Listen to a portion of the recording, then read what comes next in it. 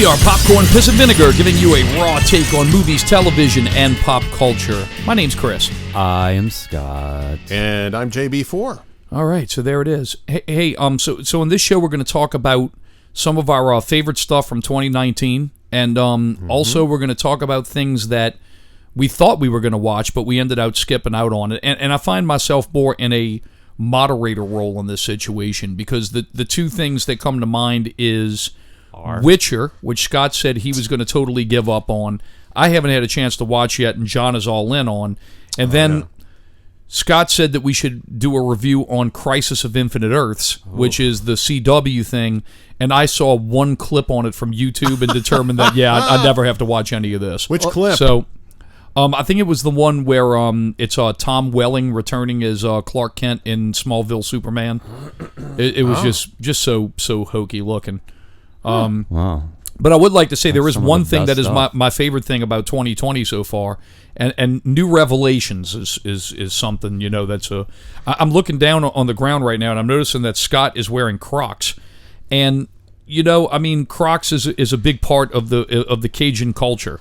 You need to maybe change that. I am wearing Crocs, but they're. But what's interesting is I've never seen Crocs. Yeah, but I've never seen Crocs like that before. Oh, look at those. Yeah, it's like wearing a really fucking cool looking shirt, and you're like, dude, that shirt's awesome, but you find out there's an affliction tag on it. Yeah, right. Fair enough. That's all right, I'm sorry. Not necessarily fair. That is true. So that's why I'm like, dude, those shoes are fucking cool, motherfucker. They're Crocs. My old lady told me if she ever caught me with Crocs, she was gonna fucking choke me. buy a nice pair of Crocs. She won't notice. I have a leather pair of Crocs that I wear to fancy events, and it doesn't have the tag like this one. You just don't know. But they're comfortable as shit. Oh, that's I'll wear them brilliant. every day. That's fucking awesome, man. Hey, look, and that's good. When you come down to the fucking Christmas celebration down to Bayou, you fit right in. That's why everybody liked me, because I wore my Crocs. That's it, man. You're wearing city slicker fucking Crocs. I was out of town, man. That sucked. So that's it, man. There you go. All right, so let's talk about the things that we liked in 2019. I know John's going to have a very exhaustive list, because John... Not exhaustive, but John's really up on shit, John makes the time.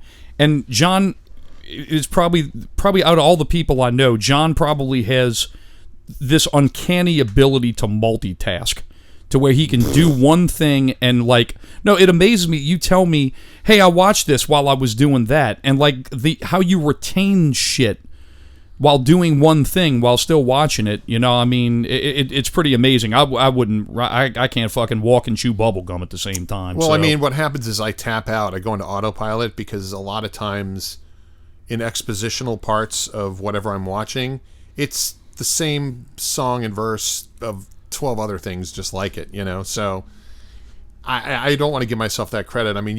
You've seen me / heard me multitask on this show, and every once in a while I'll say, oh, by the way, and I'll drop some news thing that you guys literally just talked about. Yeah, well, sure, yeah, but what I guess let's put it this way. I'll compliment you differently. You have this incredible ability to glean the information. I'll take that. So there you go. There it is. All right, so best of 2019. We'll start with you, because I'm going to probably steal half of what you say. Okay, yeah, so cool, no problem. I'm gonna go with the best movies that I saw. There are a handful, like Knives Out, I didn't see, and I've heard that is the bomb. So, but what I saw and really enjoyed, 1917. Just saw it, blew me away. Great film. I think it's going to win Best Picture. That's a 2020 movie, though. Are we talking? No, it came out in 2019. Came out in 2019. It couldn't get nominated for the Oscars. Oh, all right. Go ahead. Endgame, Spider-Man. I consider them practically the same thing. It's the same narrative, and I really enjoyed the shit out of both of them. Ready or Not. It's a smaller film. That's a horror movie, wasn't it? It's a horror movie about this girl who marries into a very rich family that has an initiation. Okay. Where they play a game that ends up being they hunt her. I remember this. Okay, I remember seeing the trailers for this. It is great. God, cool, man. Super entertaining. Marriage Story on Netflix. Devastating. Great film. I still think Adam Driver is the best pick for Best Actor. Joaquin will probably get it, and he doesn't not deserve it, but I think they're going to go with him. That's my guess. I'm just going to say this about Adam Driver. Adam Driver, this which says a lot to me about this guy. I've seen him in several movies. I've seen him in stuff other than Star Wars. And he was the guy who laughed at every one of Ricky Gervais's monologue jokes during the Golden Globes. So that tells me what kind of guy Adam Driver is. And as far as I'm concerned, that dude is the fucking tits. Yeah. So there it is. He's a great actor. John Wick 3, enjoyed the shit out of it. Great time. I put it in my top. Fast Color, it's on Amazon right now. Right. It's an independent movie. It's a superhero film, but it's about people of color basically. And I don't want to give too much away, but it's a great little movie. Very well done and a compelling superhero tale told on a shoestring budget. I've heard about this movie. It was brought up by Mark Bernardin on Fat Man Beyond, and they gave it high marks. That's so why it's I a really watched cool it, movie because you recommended it, and I saw it on Amazon.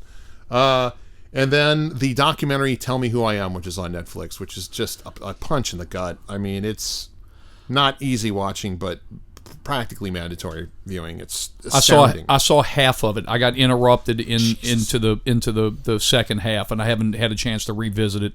What I saw it's really fucking great. Yeah. Really, really good. Yeah, outstanding, amazing documentary, and so simple. So those are my choices for film, and then for television, I'll just run through it really quick. Mandalorian, of course. Absolutely. The Boys. Absolutely. Watchmen. Absolutely. Chernobyl. Absolutely. The Expanse on Amazon, and The Good Place. I love The Good Place. My wife is a huge Good Place fan. She loves the shit out of it. She watches it, binge the whole thing, loves it. The Expanse, I hear, is, I guess, this higher level science fiction stuff. It's very close. They try and make it as close to, I'd say, real life as possible, as far in terms of what could be done in outer space and what can't be done on a scientific level. I mean, a science fiction level. Well, I think with The Expanse is, when you're used to to what you would call the standards of science fiction, there are these ones that go up on the top shelf, and what I would include in that would be Battlestar Galactica. Yeah. Babylon 5, and of course The Expanse. I haven't seen all of Battlestar, and I haven't seen all of Babylon 5, but I've seen enough of it to be well versed. And what I have seen, it's fucking awesome, really good. The Expanse, I hear, is next level, and I just have not had a chance to really dig into it because you'll really love it. I heard it's something you cannot half-ass watch. You have to be dedicated to watching it. Yeah, I don't multitask or glean very well on The Expanse. It's all in. Yeah, that's I just haven't had the opportunity to do that. So, what else do you have, buddy? That's it for film and television. I'm up on your list. I agree. I agree with the majority of the stuff I've seen. I've seen more than half of what you said on TV. I'm spot on with you. I agree. Chernobyl, The Boys, Watchmen, and Mandalorian is the top of television for this year. Yeah. It's awesome. It's great. They all do different things. They all bring their own thing. Really awesome. As far as the movies are concerned. I would have to say, in terms of, is it a great movie? It's a very good movie, and as far as the visuals and bringing it all together and ending it, for me, Endgame blew me away. Yeah. Blew me the fuck away, and Rise of Skywalker can just blow me. So, that's pretty much how I feel on what I saw in the theaters. That's fair. That's really much that's really the top of it, so... Yeah, with Chris, with you, pretty much, and with John, being that John went first, he sort of did everything that, Good Place. I can echo The Good Place easily. Yeah. That's why I went with John, because I knew that there would be a lot of piggybacking between you and I on that. So I can't really bring anything else to the plate for TV because there is nothing else. How about Dark? You were all over that show. Yeah. I would go and say I didn't know if we're counting season 2s and that sort of thing. Good Place is 4 seasons in. So I would say Dark. Definitely jump on Dark. Go with the English if you'd like to. You don't have to read the subtitles. The English acting in season 2 is much better than season 1. And once season 3 comes out, which I think is going to be this year, I think that's it. I think he's slotted for maybe a 4th season, but maybe not. So he has an ending. I'm pretty sure the 3rd season is the ending. It's making a lot of best of lists too, so hats off to your taste. It will, and it's also not one of those shows you can idly sit by and just do whatever. You have to pay attention. Even with the English on, you have to pay attention because it's a mind fuck of a television show. I saw Ready or Not. That was a nice surprise. Didn't realize that was going to be as good as it was. Well, it seems to me like Ready or Not is one of those ones that's kind of like Get Out. It's a small movie. No, Ready or Not is sort of, to me, what reminds me of like Cabin in the Woods. Yeah, it's a thing, and you just don't realize what you're watching. I'm talking about and that's exactly it. When Get Out came out, they were like, "Oh, it's a horror movie," and the thing with it is, it like knocked down doors and all that stuff. But I think what I'm talking about is that it's something. There's these new horror movies that are really clever, that really do cool twists, and they have some nice little writing to them, and it's stuff that's unique but kind of twists those familiar tropes. And I mean, I would say it's kind of that's a comparison I'm drawing. There was another movie that came out just during Christmas called Black Christmas, sort of the same premise of where they take this. Yeah, that movie's been remade twice. So this is the third version of that movie, and it's terrible. It's terrible. I've heard that. There's a good twist, but it's just so plain and unexplained and drab.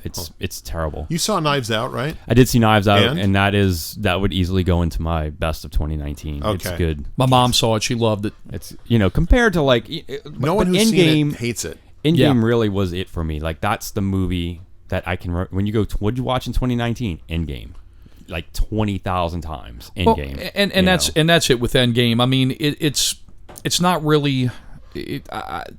I can't say it's one of the greatest movies I've ever seen, but it's what it is, man. It's like this is the final chapter of 23 2.5-hour movies.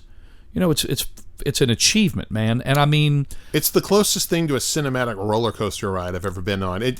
It elicits that more of that kind of feeling than a narrative analysis and metaphor and batati scary thoughts kind of analysis. Dude, that Avengers Assemble battle scene at the end of the movie, that Avengers Assemble, and it's Thanos' army versus all of the Avengers. Oh yeah. I can't. Like, if somebody asked me to describe that to them, I can't even. It's probably one of the best cinematic climaxes in a tentpole movie I've ever seen. Yeah. I've for sure, ever seen. Ever. Before that, I would probably say it would be the end battle to Return of the Jedi. Yeah. But I mean, that fucking, or Lord of the Rings. I'll say Lord of the Rings. That's an even better comparison. The end battle of Return of the King. Yep. This shit's on that level. And it's, I mean, a bigger level actually. And that's it. Even Return of the King's final battle. Hey man, describe it for me. Okay, well, dude, it's fucking crazy, and all this shit happens, and there's this visual stuff, and there's the king that are on the flying ring wraith things, and there's the elves and. The dead come in at the last minute. Yeah, I mean, even if I told you all of the story beats of that Battle of Avengers, I mean, trust me, even my words or anyone's words, I think could live up to what you would see visually. Right. So, really, really cool.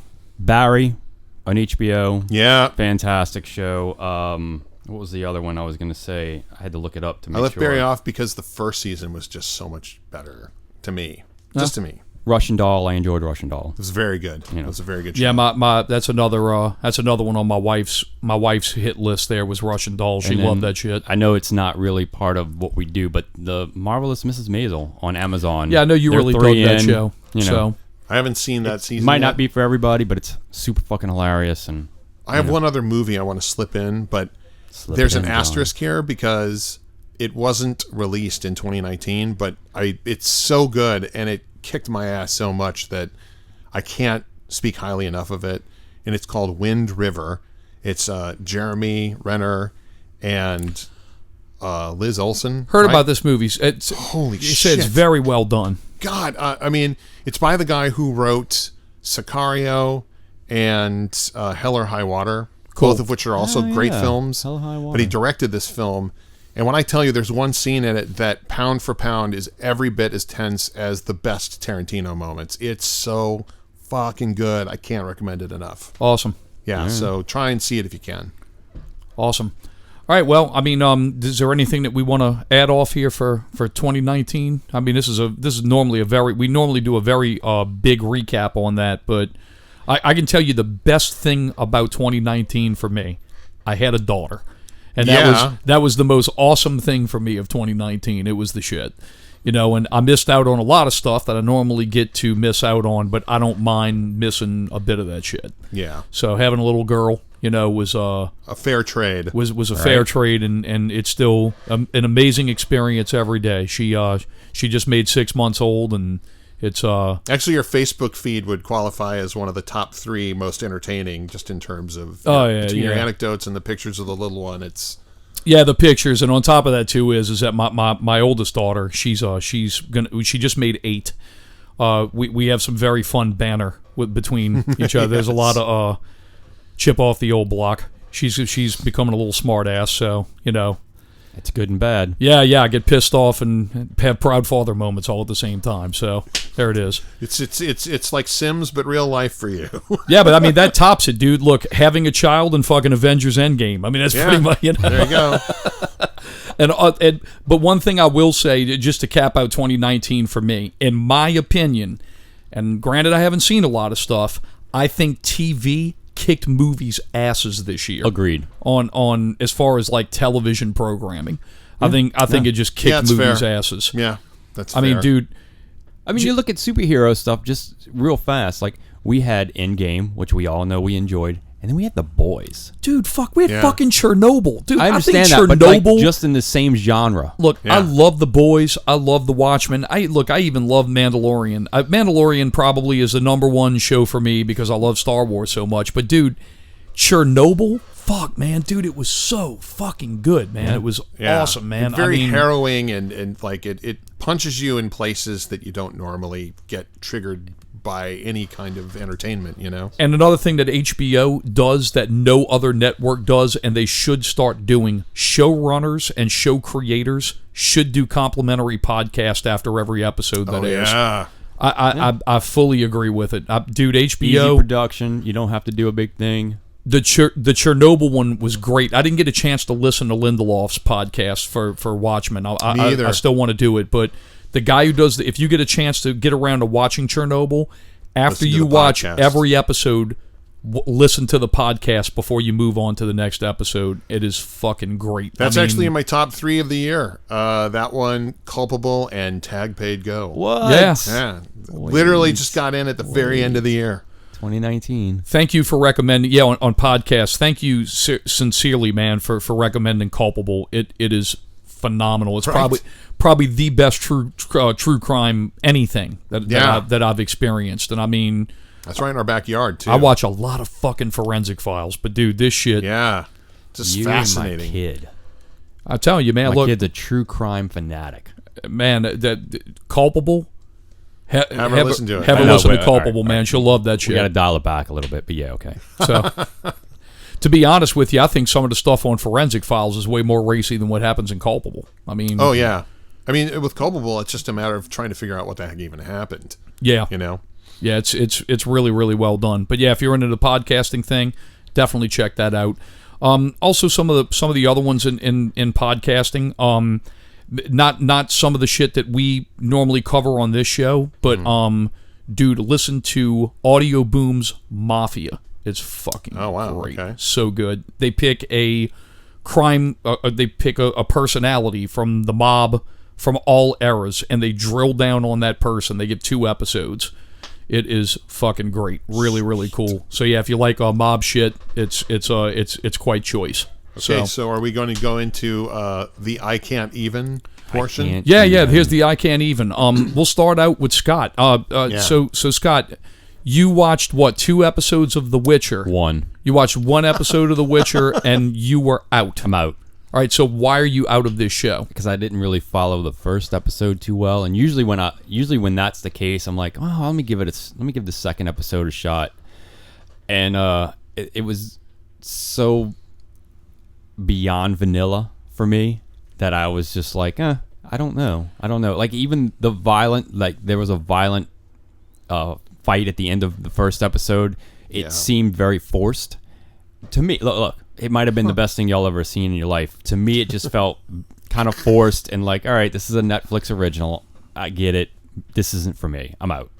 So John, why is Scott wrong for skipping on The Witcher? And why should not that he's wrong? Why? Let me rephrase that. Why should Scott reconsider watching The Witcher, even though he only made it and was kind of out in one episode? I know Scott well enough to know that he's not going to change his mind,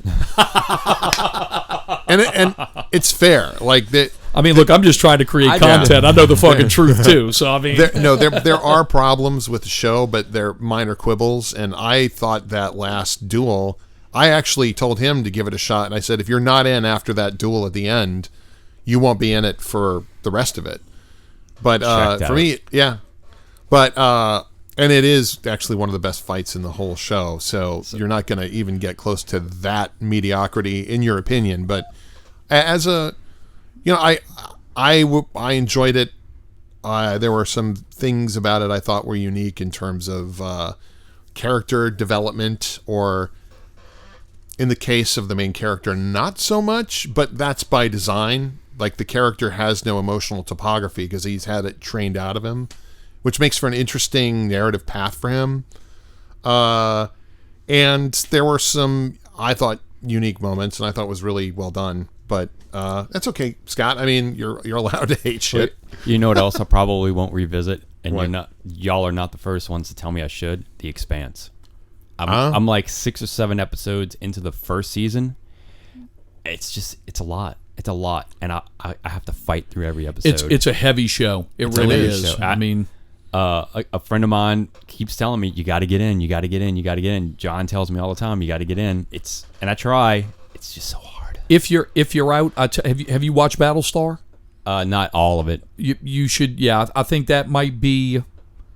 I think you like Battlestar. I really think you would. It's the writing. It's top shelf writing. It's probably not as in depth as The Expanse, but they're just doing different things. That's really what it is. But Battlestar, the writing is fucking excellent on Battlestar. Word. Now one of my favorite YouTube, reviewers who reviews both movies and television is a guy named The Critical Drinker, and he's this. Did I introduce you to him? Yes, you sure did. Yeah. And the way I was introduced to The Critical Drinker, which all I got from John was a text that said, "Hey, watch this," and it was his review of Star Trek Into Darkness, and he is absolutely fucking correct. Yeah. Absolutely correct. But anyway, speaking of, so I started watching The Drinker, and even though I only made it through 2 episodes, I made it through 3. I would say, I'm going to say I made it through 2 episodes of The Witcher because I fell asleep during each one, and not out of boredom. I was just fucking tired, so I didn't watch them at the right time. I watched the review from The Critical Drinker because I found it to be very confusing. And John, I want you to see if you'd agree with what he said.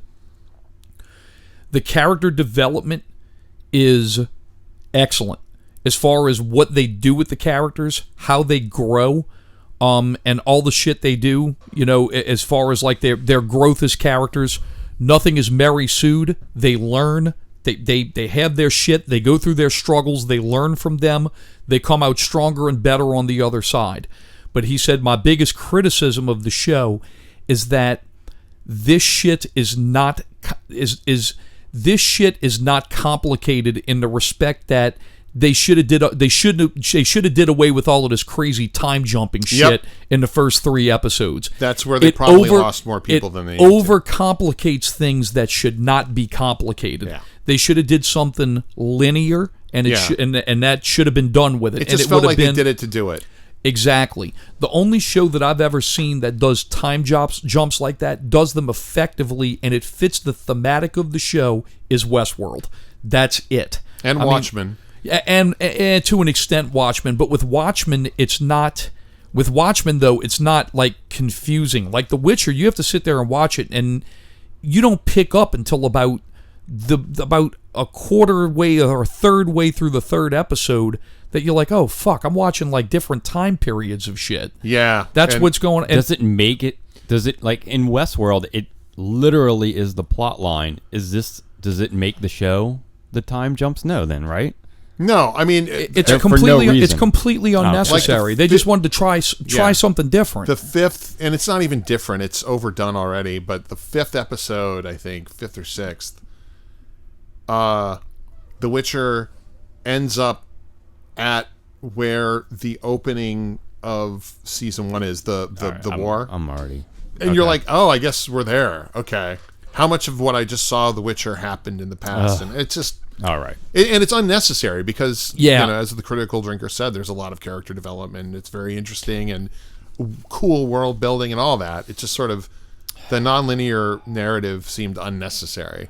My wife told me that you have to get to the fourth episode for everything to really make sense. But she said once you get to the fourth episode and it all locks in, it fucking rocks and rolls. And so she's really good. Team Witcher. Yeah, Karen loves Witcher. Got it. In fact, I mean, before Scott jumped out at it, I was actually convincing her to come on and do a cool. Yeah, and do one. Oh, you mean I fucked that up? Yeah, you fucked it up, man. Nah. She'll come, dude. She watches a lot of shit. So I mean, there'll be a time to where the stars are going to align at some point, and I'll bring her in and we'll do it. But yeah, I mean, she's all in. She's Team Witcher. She loves the show. She's ready for the second season. Oh, yeah. But that's exactly what it was. When you look at the characters, Geralt and the, I guess, sorceress character, the one who's the hunchback character, their timelines are all fucked up. Like in the first 3 episodes, the only one that has a linear, consistent timeline is the princess, the little blonde, right? Who's looking for Geralt. They're the only one where it's like, this is where it starts and that's how everything is. When you're watching everything else, then yeah, I mean, it's kind of like it's fucked up timelines and like he said, unnecessary. So anyway, Witcher's 1. What are the other ones you're out on? Scott. What am I? What else? Okay. Oh, I said The Expanse, likely. Expanse, yeah. I probably won't do that Messiah show. That's on Netflix right now. I feel like I know how that ends, and even if I feel like it can only end maybe one of 3 ways. I don't think that ends like you think it ends, because Karen also watched that show, and Zartome gave a review on it on the last episode of Not Real Radio. Don't kill it, but he said don't spoil it. I'm not spoiling anything. What Czar's review was is that he really liked the show. He said what he thought was cool about the show is that all of these miracles happen on the show, but they go through this whole big thing of kind of like debunking these miracles, but they leave that one back door open for you to be able to say, yeah, it could have really happened. Sure. He said it's a show that cares enough about its characters to where it leaves it open to where they're going to continue to build on that. You're probably not going to find out the end to it probably until that show ends. Oh. And he said that's what he gained. That's what he gained from it. All right. My wife seems to believe that the lead character is the Antichrist. That's what she believes. So I don't know. It can only be one of 3 things. It's either, like you said, Antichrist, or it's just a faking dude. Yep. I mean that's really the way magician. It goes. But yeah, my wife seems to believe that it's the Antichrist. So there it is. All right. So you're out on that. The only thing that I watched that I kind of totally fell out on. It's an older show. It ended. I think it ended in 2019 with its last season. Was an Australian show called Glitch, which became a Netflix original. And I tried to watch it. I mean, I think the problem with that show is it got way too soap opera for me. I think that's really what really kind of threw me off on it. I think I'm 2 or 3 into that, and I don't need that. I don't need the soap opera part of it in my life. If you like dark, you should like Glitch. All right. I mean, I continued. I just haven't revisited it yet. So, And that wasn't a glitch. His voice just fucked up. my voice did just mess up like that. Correct. So that's the only thing I can think of that I watched that I'm really out. I mean, the only I can tell you what I'm all in on is the fucking Outsider on HBO. You I'm said- all over that bitch. Yeah. You also said you were out on the DC thing. Oh yeah, The Flash. Crisis of Infinite Earths, which is funny because I'm the guy who sold you guys on watching that show. That's why we have a podcast. Yeah, because of yeah, DC is because of DC and your ideas. Yeah, it started with Arrow. And, Your ideas are, I'm out. Well, out on the. I think the thing with it is the Flash, which I kind of like keep up with as far as what's going on. Yep. It's the only show that's remained consistent out of everything that they've done. Yep. Arrow, the first 2 seasons are fucking incredible. Yeah. They're great. And then they just didn't know what to do with the character after that. I mean, he kind of had his goals. It was to protect his city, and he protected his city in the first season. And in the second season, he dealt with the ramifications of protecting his city, and the people. He kind of like had to hang his ass out there to do these things to protect Star City, and he fights his big bad, who ends up being Deathstroke the Terminator. And it's awesome. It's phenomenal. And then after that, it falls off. And then we get The Flash, which consistently good. Then we get Legends of Tomorrow, which... Legends. Look, Legends is a thing, but it's its own thing. Yeah, it is that. Oh, Yeah. that's... But at least it owns that. It owns the fact that it's a nutcase piece of show. shit. It owns it, and it'll probably be on longer than all of them. Yeah, I mean, there is no thing. It does not take itself seriously, No. and even the guys who, whenever they do panels and all that stuff, they say, "Yeah, we're a goofy show. We know it. That's the purpose of the show. The show is goofy." In the crossover, they literally are the jokesters. Like, not only do they joke in the show, but they joke. I'm not gonna say they break the fourth wall, but they make a joke about the fact The that tropes. Yeah, like what? Wait, we weren't in. Is this a crossover and we're invited? Are we invited to this crossover? Because they haven't been in a crossover since. And Yeah. it's their first crossover, and that might have been the best part of that Crisis. It wasn't as good as I made it out to be. The thing that I thought was cool, and no, I'm all out and I'm not watching it. But I mean, Oh, good, because I have to tell you, there's 2 things that spoiler.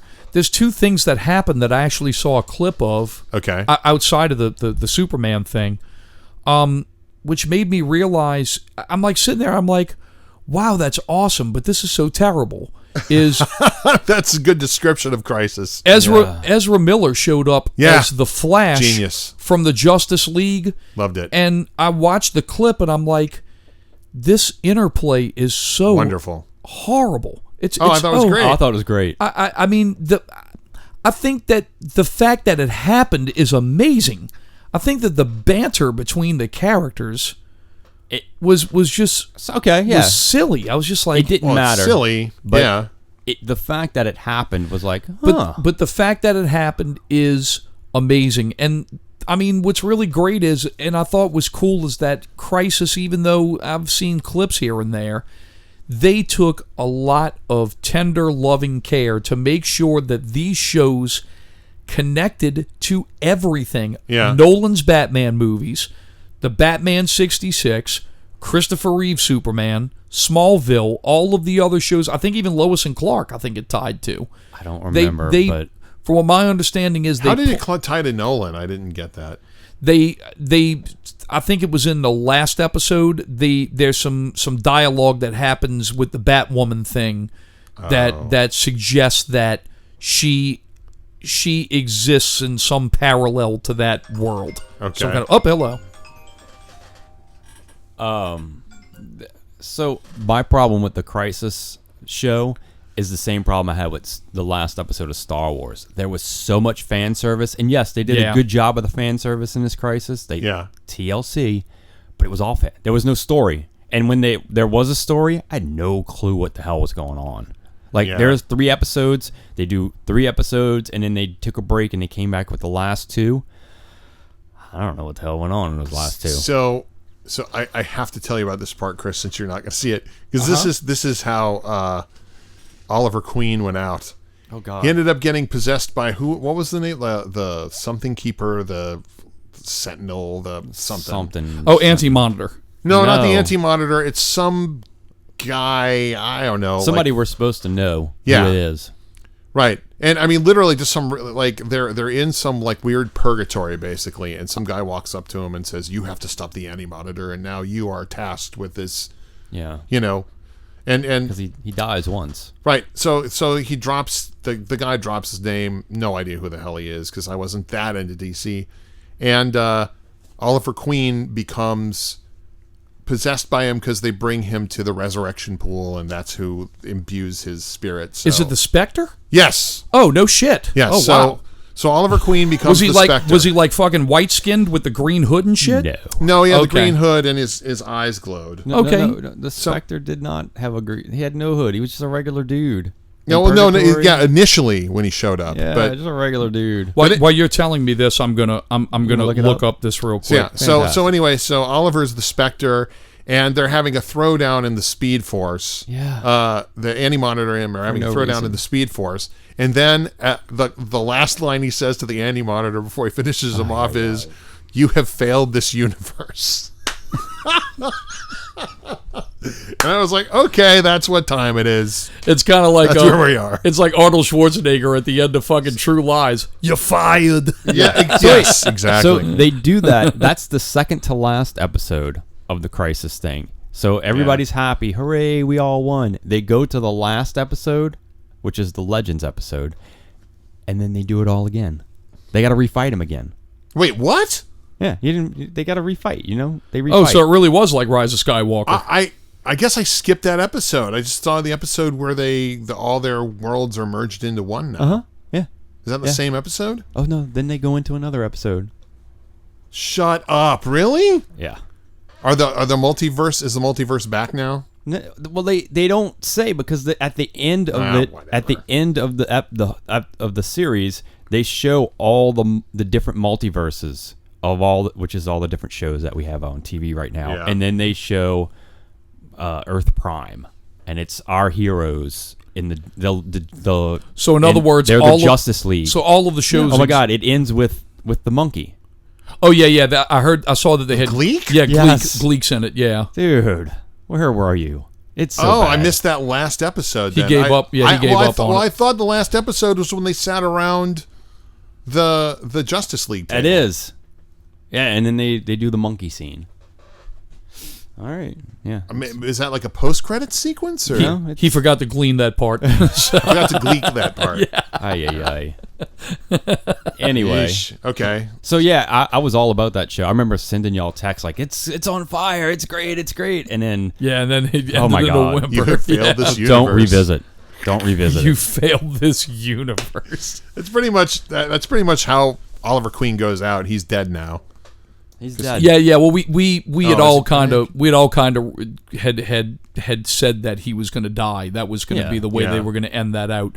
So in other words, the ending of this magnum opus now is the fact that we have one universe where all these characters reside. I don't know because, like I said, it ends with they go like Earth 19, and they show like Teen Supergirl. Titans. No, all of our original CW shows. No, but it's a monologue. The whole thing was a monologue of like it was almost like a rest in peace kind of thing. so those shows don't exist anymore. No, in I this think universe? I think they're all merged. Well, they didn't. That's not how they presented it. They presented it like Earth 19. They showed Teen Titans, and then Earth 20, and they show Swamp Thing. You know, Earth 92, and they show some other bullshit, and then they say Earth Prime, and they show our CW heroes that are on the CW right now. Yeah. And I'm thinking, well, wait, Did they just cancel those other shows? yeah, what's or- going on? Well, I mean, I We're think still unclear. yeah, we're still unclear because DC Direct. I guess they're going to try to ride that pony as Right. long as they can. Well, but DC Direct's getting folded into HBO HBO. Max. is that a fact? Yeah. Yeah. Oh, It's so that all is- under one umbrella. Oh, so now. that is a fact that's going to Yes. So happen. they're still going to do their thing, I'm sure. I'm sure they will, but Okay. but again, Greenland. Oh, they show like Earth 30. Yeah, they showed and Green they show Lantern. Green Lantern World. Yeah. So and that's going to be on the HBO Max thing. So Oh, okay.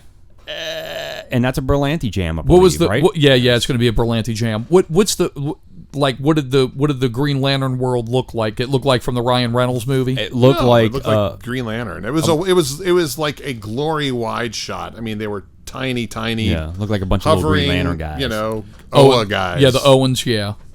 You know, I mean, it was a tease. I mean, no more of a giveaway than in Justice So in other League, words, the it was a way- crisis of infinite Earths in which we still have infinite Earths.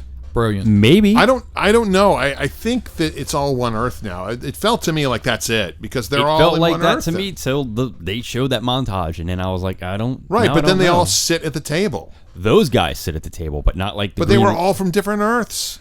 Yeah, right. Black Lightning is from a different Earth Yeah, entirely, and he's Black there Lightning, forever. Black Lightning, and Supergirl were from different Earths. Yeah, now they're Arrow, in the same Earth. Arrow, Flash, and Legends were from Earth Prime.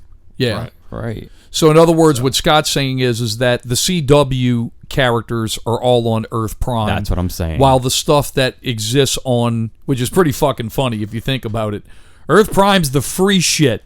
Now, if you want Earth 19, you got to pay $15.99 a month. That's what I think is going on. Correct. Fucking horrible. So here's my I can't even unless you've got more. Nah, that's the only that I can think of. So yeah, Messiah's in there for me. The new Dark Crystal, can't do it. Good, because it's fucking terrible. Very well. No, I mean I know that a lot of people put a lot of hard work into it. There's I a heard- lot of love and a lot of good reviews, and I just Dark was Crystal. out. Here's the thing with Dark Crystal. Dark Crystal looks amazing, no substance. Yes. Oh, So in other words, it was just like the movie. Looks amazing, no substance. Yes. Yeah.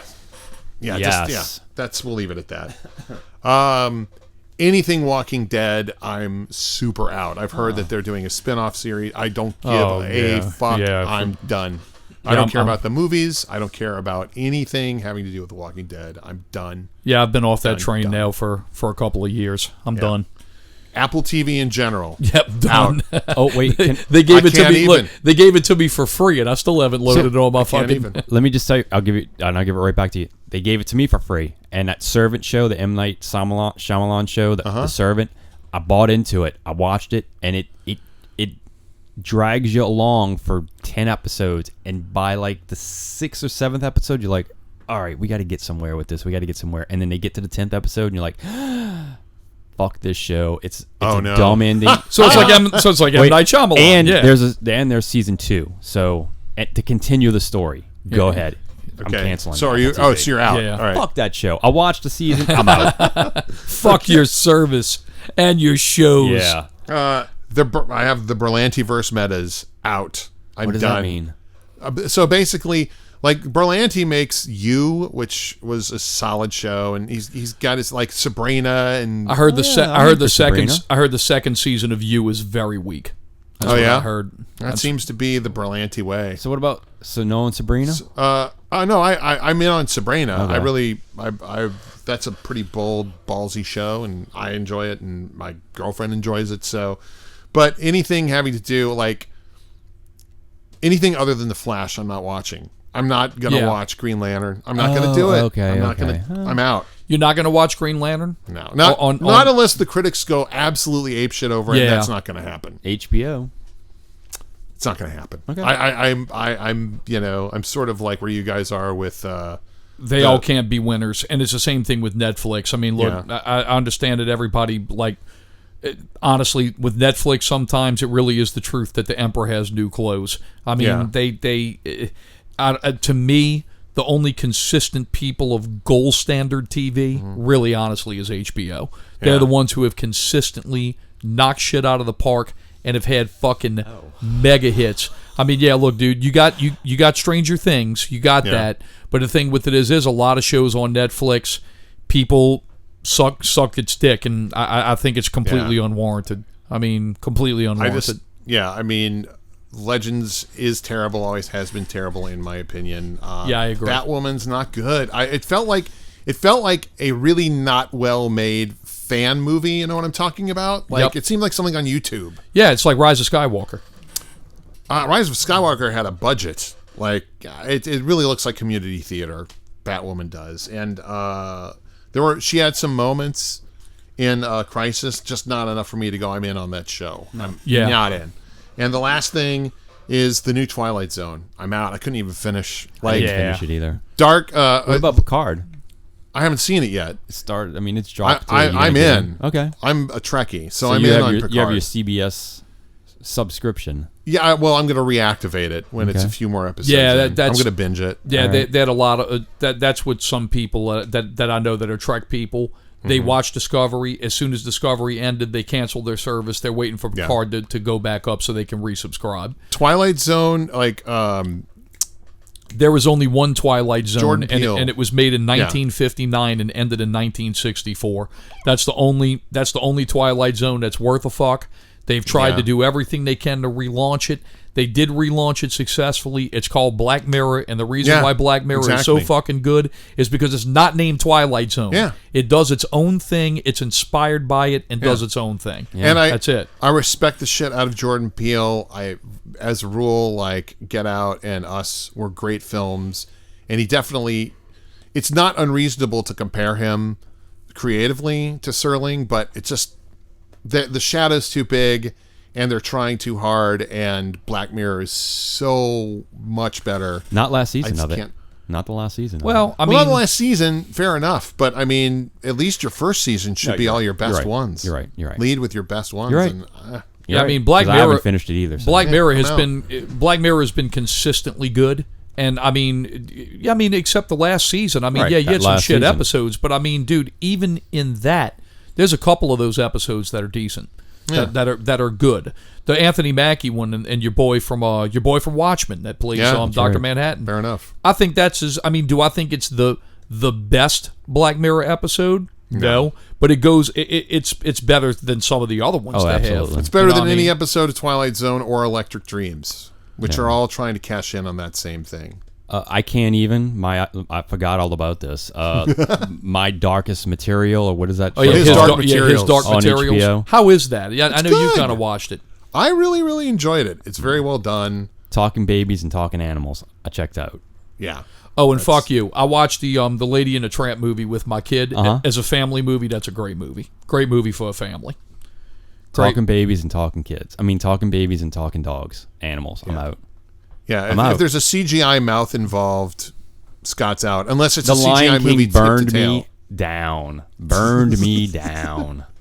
Yeah, but I mean, dude, you go back and watch The Jungle Book, and that shit was fucking good. And it's Some got of 'em are talking, great. and it's got talking animals in it. The other movie, But they're not real animal. I don't know. there's one, I'm not going to I say don't know. it's I Can't Even, but it felt like a homework assignment watching was The Irishman. I don't understand why everyone's all over the fucking Can't finish place. it. Didn't finish it. Fuck that. Not movie. even watching it. So, okay. So there you go. So that's a big I Can't fuck Even that for you movie. guys. That was Bill Maher's opening monologue joke when he came back for real time. Oh, really? What'd he he say? said, yeah, I've had some time off, and throughout that time, yesterday I finally finished The Irishman. Yeah. So I mean, that's Good Lord. Yeah. It felt more like fan service, like genuflecting at the altar of Scorsese than it actually being a good No, movie. I'm all right. he's working on a new movie with De Niro and Leonardo DiCaprio. This is going to be a theatric release, not a a network release or a Netflix release rather. Shutter Island Part 2. It takes place in 1920, and it's to deal with a group of like an infant or FBI in its infancy dealing with some type of case that deals with the killing of Native Americans. It's based on some novel, Oh. so that's his next next joint that he's doing. That seems like a different enough jam for him. I mean, I'll period watch anything piece. Scorsese puts his name on. Yeah, you know? dude. Except for The Irishman. I watched The Irishman. Oh, you watched it. Okay. I finished it. But that's the thing, though, man. You could cut that movie into a 90-minute film that was really how good. was the one that he did with the missionaries? Did you watch that one? I have not watched that one. The one with I know what you're talking about. Yeah, the one with Adam Driver and your boy that played Spider-Man. Yeah. You didn't see that one? I didn't see it, no. But like one of his worst movies for me is Age of Innocence. Like when Fuck, he makes a film, I like The Aviator. That shit doesn't have anything to do with No, The with Aviator was gangster great. shit. That movie's fucking awesome, yeah. dude. But it's just every once in a while there's a misfire. One of my favorite films sure. by him is Hugo. It's fucking incredible. It's a beautiful film. Yeah, and that was a bomb. And I know that's it's great. In fact, what's funny So is good. that whenever anybody really gets on a big fucking honk fest on Scorsese, I actually think about Hugo and how much you like it. You know, so I mean, it is one of the most like beautiful love letters to any kind of art, whether it's writing books or whatever. It's really, truly a wonderful, great film, and it will be remembered as one of his best once, we lose him, God forbid. Yeah, well, I mean, it's inevitable. He's up there. I mean, he's got to be in his 80s now, huh? Yeah, it's been a good run, and it continues to be a good run. Like, sure. I mean, the guy was in his 70s when he made Wolf of Wall Street, and that movie has like fire and balls, man. Like, it's... Yeah, see, personally, like how you feel about something. Great. See, like Wolf of Wall Street, to me, I honestly, I don't like the movie. I fucking hate really? it. Oh, I fucking hate it. I can't stand it. To me, Really? it's a very hypocritical movie. It's very hypocritical. Because to me, the thing with it is that the Hollywood elites are ready to jump on the Wall Street elites like a motherfucker, and they do the exact same shit.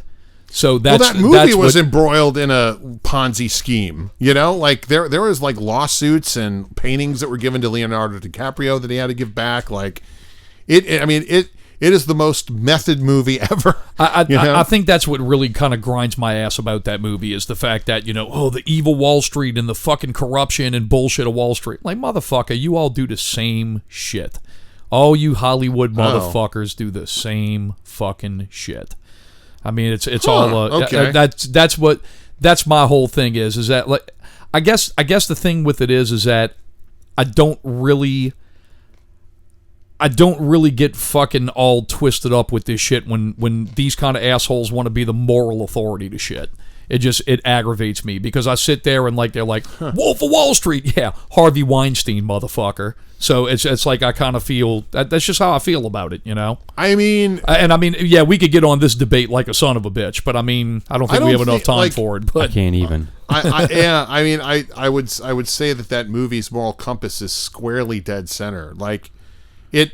I mean, there's repercussions for what he's done, and it's based on the autobiography of the guy who did it. So he was involved in the production, which probably explains why it was fast and loose with money. But it's much like, I'll put it to you this way, the Baldwin scene in Glengarry Glen Ross that was supposed to set a moral tone for the movie, but I know a lot of sales guys that use that as a pep talk. yeah, You know what I mean? Like it's Like that. it's genuinely in the moment and in the head. Like, capitalism is by its very nature a predatory thing. There's winners, there's losers. There's always that metaphor used, and some people are incredibly good at it. And that's what my takeaway is. Like, this guy, it's an iteration of Catch Me If You Can. yeah, Right? Like, Abagnale was very good at what he did. It wasn't right, but he was really good at it. So that was my takeaway from it. But I mean, if it's on your last nerve, it's on your last nerve. No. I mean, I can't really say the movie's on my last nerve. I mean, look, I like the What? Sorry, Siri, shut the fuck up. I like the performances. I mean, dude, I like Leonardo DiCaprio. I think the guy's a great actor. I don't like Jonah Hill. I think he's a little fucking twerp. Like the scene where he thinks he's driven home in his Lamborghini. That's fucking great. I That's mean, a great that scene. shit's great. But I don't know. I guess the thing with it is while I'm sitting here watching, I'm sitting there and I'm like, you pot kettle motherfuckers, dude. I mean, but as far as the performances, yeah, I mean, it's Scorsese. Guy's top shelf, man. He's a top shelf filmmaker with top shelf actors. And and still they all in his prime, in his like late age, he's my new hero. absolutely. But I mean, as far as I'm concerned, when it goes to Scorsese, at the end of the day, and it's all, I think a lot of it is Scorsese. He's spanned such an incredible, generations. I mean, to me, Goodfellas and Casino were like my two favorites. But Yeah. I mean, those movies were my generation. I mean, you go to somebody who's maybe a little bit older than me, like an uncle or a cousin or something like that, and for them it's going to be Taxi Driver and King of Comedy and that shit, King of Comedy was around the same time as Goodfellas and Yeah, you're right. But Taxi Driver and that shit's going to After be Hours. Did you guys see that movie? I haven't seen that one. No. That's another I can't even, Scott. I don't even know what you're talking There's about. no CGI. There's no CGI mouths in it, man. Yeah, I don't right. know what There's, it is. What there's is no it? The real talking deal. babies What and is it? talking animals. Who made this movie? What is it? Martin Scorsese, After Hours. I didn't It's see it. No. Scott It's has already insane. checked out of this conversation. Yeah. I can look at him already. He's ready to and go say- home. He's ready. He's like, dude, look. Yeah, he we've been can't on this even shit. with this podcast. We've been on this shit for a fucking hour, and it's I time to can't go. even with Martin Scorsese right now. That's it. Okay. All right. Well, that's good. Okay. Well, we got anything to add? Anything to?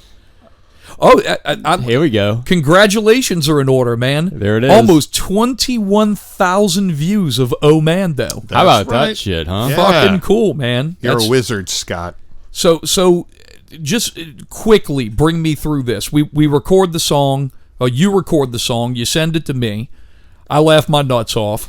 I get pissed off because I've been listening to Barry Manilow my whole life, and you sing the fucking song instead of me. Well, I'm You know, listening to Barry Manilow my motherfucking life too, motherfucker. Yeah. the reason I've been listening to Barry Manilow my whole life is because my mother used to spin it on Me repeat. too, motherfucker. Yeah, All right, so me that's three. fine. Look, next time we'll have a look. Next time We're we'll have brothers from two different mothers. next time we'll have a thumb war over it, and whoever There you wins go. fucking sings the song. But All right. but all that aside, no bullshit. Look, I'm proud of you guys.